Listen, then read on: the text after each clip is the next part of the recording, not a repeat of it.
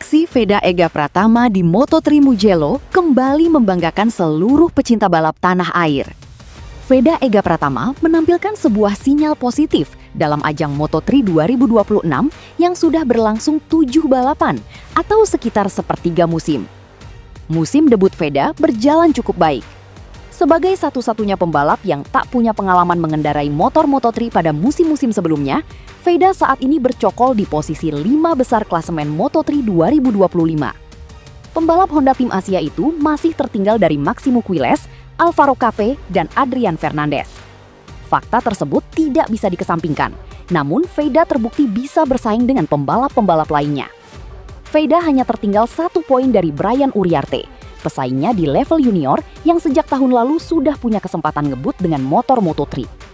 Bocah Wonosari itu juga untuk sementara unggul atas pembalap-pembalap yang sudah berpengalaman mengendarai motor Moto3.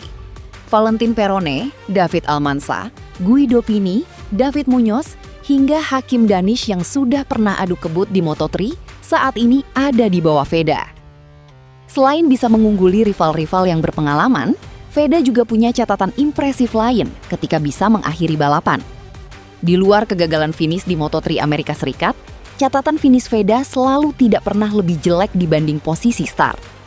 Pada seri pembuka di Thailand, Veda start dari posisi 5 dan finish di posisi 5. Kemudian saat di Brasil, Veda start dari posisi keempat dan finish di posisi ketiga. Moto3 Spanyol jadi pembuktian daya saing Veda. Dari posisi start ke-17, pembalap 17 tahun itu finish ke-6. Di Moto3 Prancis, Veda start dari posisi ke-6 dan mengakhiri balapan di posisi ke-4. Veda kembali unjuk kemampuan di ajang kelas dunia ketika start dari posisi ke-20 dan finish di posisi 8 di Moto3 Catalunya. Sementara, hasil dari seri ke-7 ini membuktikan konsistensi Veda di musim debutnya, yang sukses mengamankan posisi di zona poin 10 besar. Mulai balapan dari posisi 12, Veda berhasil merangsek maju hingga finish di posisi 8. Tambahan 8 poin berharga ini membuat total perolehannya menjadi 66 poin, sekaligus mengunci namanya tetap kokoh di peringkat kelima klasemen sementara dunia.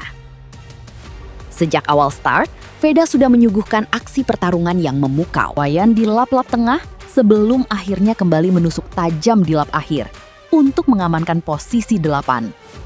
Hasil impresif di Italia ini menambah catatan luar biasa Veda, di mana dari 7 balapan yang sudah berjalan musim ini, 6 diantaranya selalu berhasil di zona 10 besar.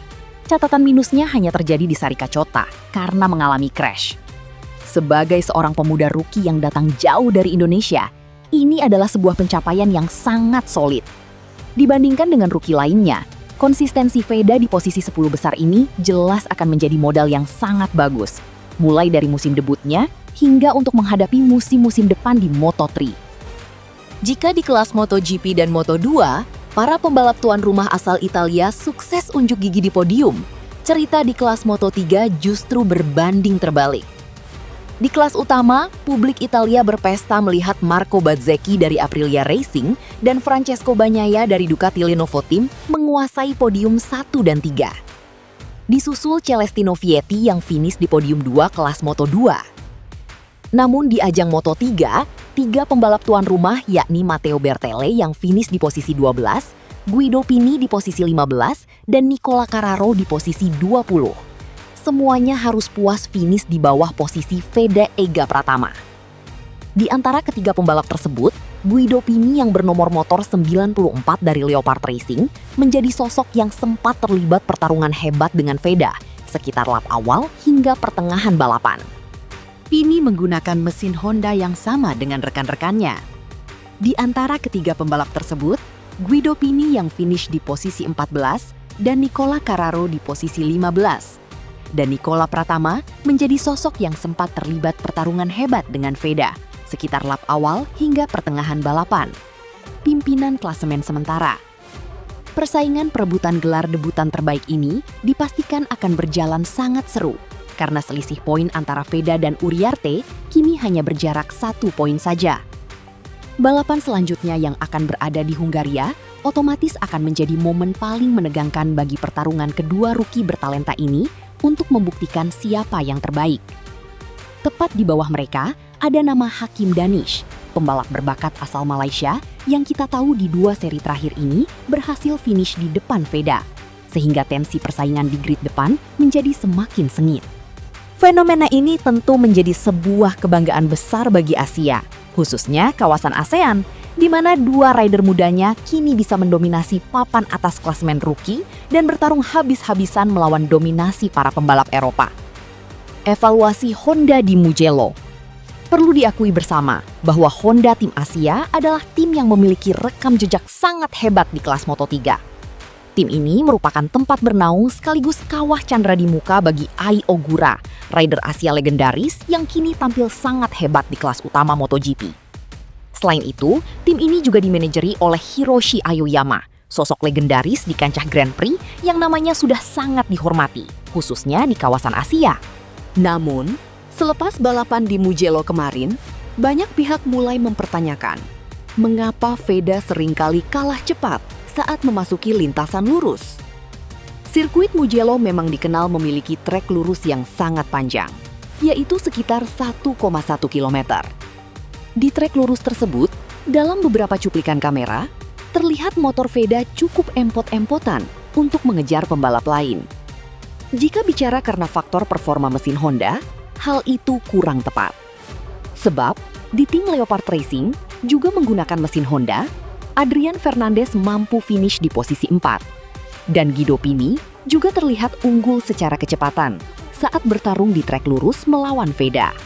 Pihak tim Honda pastinya juga melihat masalah ini, dan mereka merupakan orang-orang yang paling tahu kondisi nyata di lapangan. Harapannya, pada seri-seri ke depan, akan ada improvisasi teknis yang bisa membuat posisi Veda semakin melesat ke depan. Masalah defisit kecepatan ini setidaknya terlihat sangat jelas dalam 2 balapan beruntun yang sama-sama memiliki trek lurus panjang, yaitu Catalunya, kemudian Mugello. Di mana Veda, kita lihat selalu kesulitan bersaing dengan pembalap lain. Pada akhirnya, finish di posisi 8 dari titik start ke-12 di kandang para pembalap tuan rumah Italia bukan sebuah hasil yang perlu diratapi. Itu adalah bukti nyata bahwa Veda Ega Pratama memiliki naluri balapan dan kemampuan membaca situasi di atas motor yang jauh melampaui usianya. Ketika 3 pembalap Italia berlomba di hadapan pendukung fanatik mereka sendiri dan tetap tidak mampu melampaui posisi Veda, itu sudah berbicara banyak tanpa perlu kata-kata tambahan. Soal klasemen Rookie of the Year yang kini berpindah tangan ke Brian Uriarte dengan selisih hanya 1 poin, justru inilah bumbu persaingan yang membuat musim debut Veda semakin menarik untuk diikuti. Tidak ada yang menyukai cerita mudah. Dan dengan Hakim Danish yang juga terus mengintai dari belakang, pertarungan 3 arah menuju gelar rookie terbaik dunia ini dipastikan akan terus menyedot perhatian hingga seri terakhir. Veda masih muda, musim masih panjang, dan yang terpenting, ia membuktikan bahwa kehadirannya di grid Moto3 dunia bukan sebuah kebetulan.